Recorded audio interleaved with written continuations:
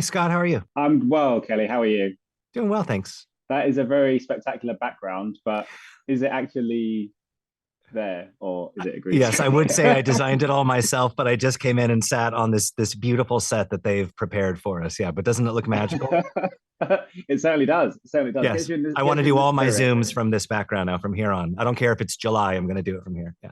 Yeah, I look forward to your meetings with Disney or whoever it is, just sitting in front of a log fire. Right. Congratulations on the film. Thank you very much. There's lots of different challenges in the film world, but Christmas movies are such a you have to have such a unique kind of talent because there's so many of them. There's so many iterations of what Christmas is to people and what it means to people. So for you, I mean, what was the genesis? You know, where did how did you find the kind of the story for the film and all the stuff with Christmas? Well, that's a really great question because I love Christmas movies. My family loves Christmas movies. It's our tradition at the holidays to watch Christmas movies. And I candidly, I studied a lot of them. I'd always wanted to write a Christmas movie, but you're right. There are so many, and luckily there are so many every year. But I started to feel like there were those kind of made for TV versions where it's always about, the young heroine who's living life in the big city and got to move home to the small town and sort of reset. And there's that kind of Christmas movie, or there's 100 iterations of A Christmas Carol. It's the same story of A Christmas Carol, but with a twist. So I knew that for me personally, I wanted to write something that I had a personal connection with. And my parents live up the street from this little cul-de-sac called Candy Cane Lane in El Segundo, California. And so for years, we've been bringing our kids there since they were in strollers. And this one year, my dad, who is a truck driver, but really he builds things, he's a maker. He decided to go all out with his own decorations. And it caused quite a stir because it really created some competition. And so once I figured out that these neighbors really take it seriously, that it is competitive, that it really is, it's joyful, of course, too, but it attracts a lot of people. And when you bring a lot of people to a very small cul-de-sac in a very small town, things can go wrong. And so I also wanted to lean into kind of the fun and chaos of the holidays as well. So for me, this one had a really personal connection, which helped me, I think, kind of break through the, traditional small town, usually shot in Canada with snow. I'm like, there are other small towns where we have sand. That's all we've got. Like, we don't get snow here. So I wanted to set it in a more unusual place as well. I have to say, because obviously I'm from the UK, but my girlfriend is American. So Mhm. I've learned about the juxtaposition between how you guys do it over there with the houses and everything else versus, we're quite modest in the UK, I guess. There's Yes. not, I think it's getting here slowly but surely. What's the best kind of iteration that you've seen firsthand? Because you see all these things on social media about people that have just done these incredible things to their houses. Yes. Well, I think to me, I mean, personally, I also feel like since COVID, we're all looking for reasons to be joyful and to celebrate. And nothing makes people happier, I think, sometimes than just colorful, twinkly lights.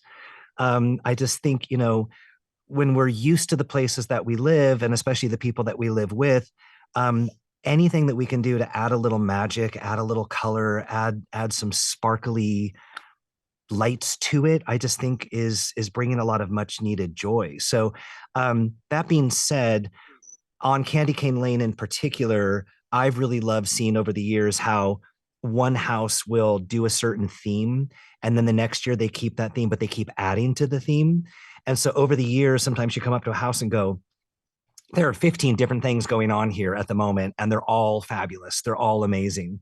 But just seeing how it's a mishmash of, movies, or there's one house that does a beach theme, and they park a Volkswagen surfer van in the front yard, and they've got Santa on top with a surfboard. So I love seeing when houses try to incorporate what's important to their family or what their neighborhood is known for, or they're just trying to do something really unique. Tell me about Eddie becoming involved in this one because for me, obviously, showing my age a little bit, he's been like a comedic genius the whole way through my life. I've known him since I was very little, Right. Some of his stuff was a bit too risque for me when I was little, but there was Right. obviously the more stuff as he's gone on. When he Yeah. comes into the movie like this and kind of elevates it, I mean, that must be so pleasing for you, given that the movie's being made anyway, but now you get Eddie Murphy as well. You must have been so excited to see what he was going to bring to the film. Over the moon. I mean, literally over the moon. And I agree with you. Like you, I grew up, with that version of Eddie as well. But what I was most pleased about was getting to know this other side of Eddie, which is really, how much family matters to him, how much the holidays matter to him. Um, and, he was telling me, one of the first conversations I had with him, I asked him, what does Christmas mean to you? And he got a little quiet and very seriously said, it really means everything. He loves having, family around, big extended family, all of the friends. He goes way over the top decorating inside and out of his own house. Apparently he makes decorations, he makes ornaments every year to give out to people. So I I was really delighted to see, and for the world to see, this side of Eddie, which is, very much about being a dad, all about family, all about, his relationships. And so it's really charming. I can't wait for the world to see the side of him because it's just delightful. And just very, very quickly before I go, I'm sure you've been asked Yeah. this all day today, but what's the go-to Christmas movie? Which is the one that you're always excited to see this time of year? My family, we watch them all, and love Elf, love It's a Wonderful Life, love them all. But I'm gonna say I always look forward to Die Hard because it is a Christmas movie. That's always the question. Whenever I've done these Yes, junkets or ever Christmas time, Die Hard is it, isn't yes. it?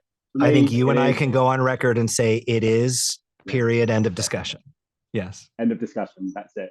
Kelly, I Yeah. wish you all the best with the movie. Thanks so much for your time. You It's a too. pleasure talking Really to you. lovely meeting you. Ladies and gentlemen, you're watching Hey You Guys! Hey, you guys! Hey you guys! Hey, that's what they all say. Hey you guys! Hey, you guys!